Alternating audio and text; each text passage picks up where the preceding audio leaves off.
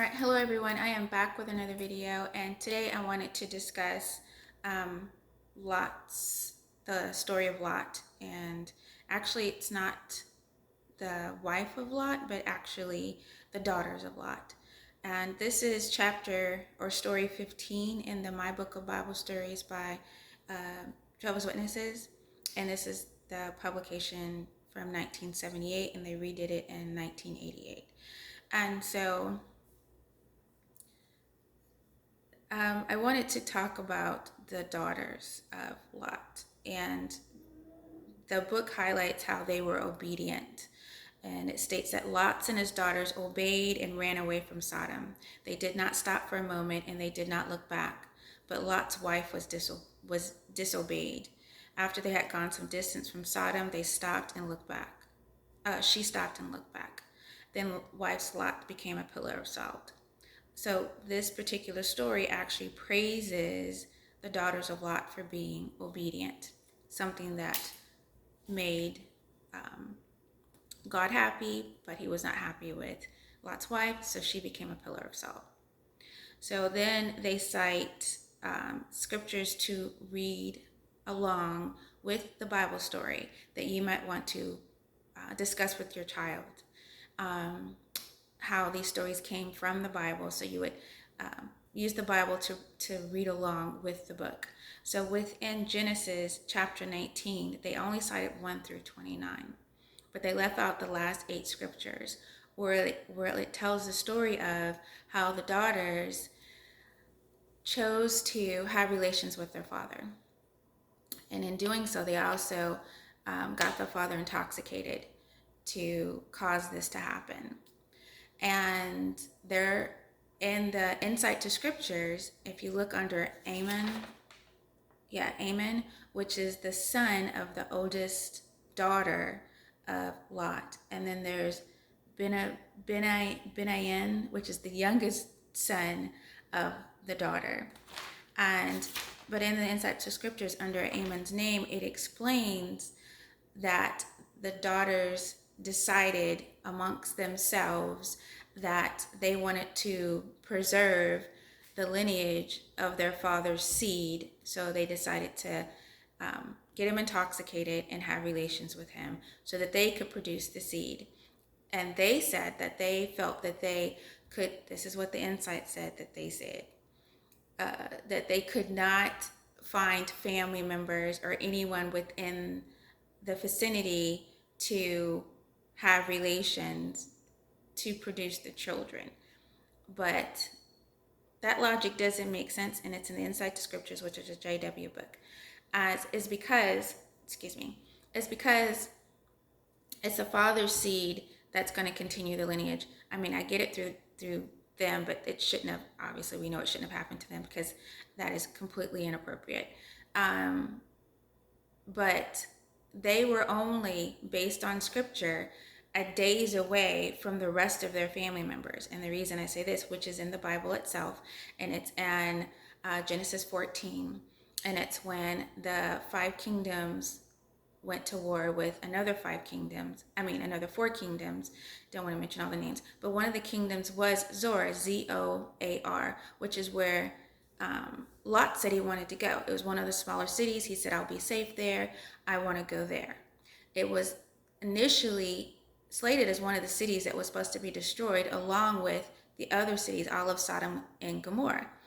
And so in chapter 14 of Genesis, that's when Abraham is told from his soldiers that his nephew had been captured by the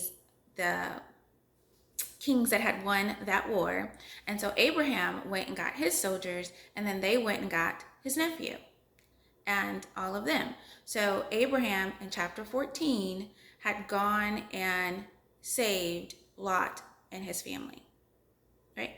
So then obviously they're back down there in Sodom and Gomorrah where they lived, because in my reading it, Lot was there for 12 years. All this happened over a period of 12 years that Lot was down there living in Sodom and Gomorrah when him and Abraham split up. So he's down there, and then he's being told that it's going to be destroyed. And so Abraham knew in advance, because he himself did not want God to destroy them, because all the way down to the last conversation Abraham had with God is, God said, if there's 10, then I won't destroy Sodom and Gomorrah.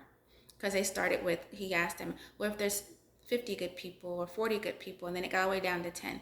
So last Abraham knew that if he saw 10 people that were righteous, then he wasn't going to destroy it, because Abraham's argument with God was, how are you going to destroy innocent people along with the bad people? That he says, you are a just God, so why would you destroy the innocent along with the bad? And so the last conversation Abraham had with God is that he would not destroy Sodom and Gomorrah if he found 10 good people. So the angels were sent down to Sodom and Gomorrah to look for good people. Well, to see what was going on down there and to report back. So back to the story of the daughters, because I do want to kind of do this two parts. So back to the stories of the daughter. So the angels are down there and telling him they need to leave Lot and his wife and the two daughters. And so Lot is dilly-dallying around. He's not moving urgently. And so the angels literally get to a point where they have to physically grab them by the hands and pull them and take them on. And that's when he says, you guys go to the mountains. That's where you'll be safe. And Lot's like, I don't want to go to the mountains. I might die there. Still doesn't make sense to me. You have angels here who are directing you in a place that they tell you will be safe for you. But you're still arguing with the angels. So he says, I want to go to the small city of Zorah, which is one of the cities that was slated to be destroyed because it was not a good place. It was supposed to be a place of debauchery. But yet Lot is still trying to stay in a city of debauchery. So the angel agreed, okay, fine, go there. We'll let them know, don't destroy that city, because that's where you ran to, right? So everything gets destroyed, and the wife turns to a pillar of salt because she looked back wishing for things she once had. So she's destroyed because she's considered disobedient.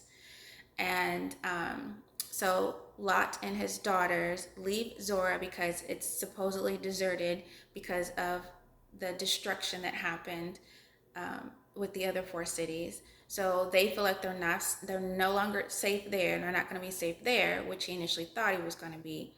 And so they decide to go to the mountains and live in a cave.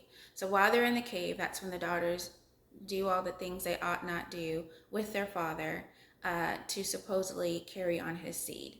And the reason they said they did it is because they felt like they could not find anyone near or within their relatives to help them continue the line of their father's seed.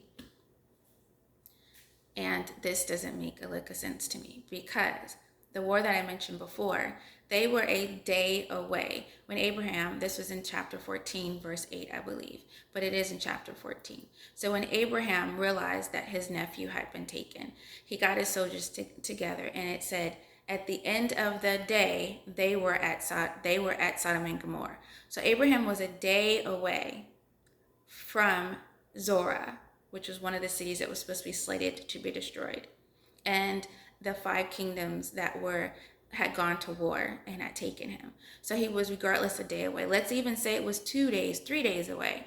But they weren't far from their family to where they could have simply got themselves together and gone to where Abraham and them were, and then Abraham could have gotten someone other than his daughters, which that was the daughter's plan.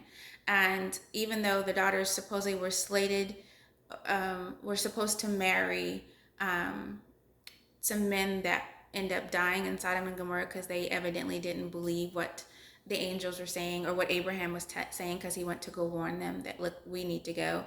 And for some reason, the Bible wants to say that they thought it was a joke,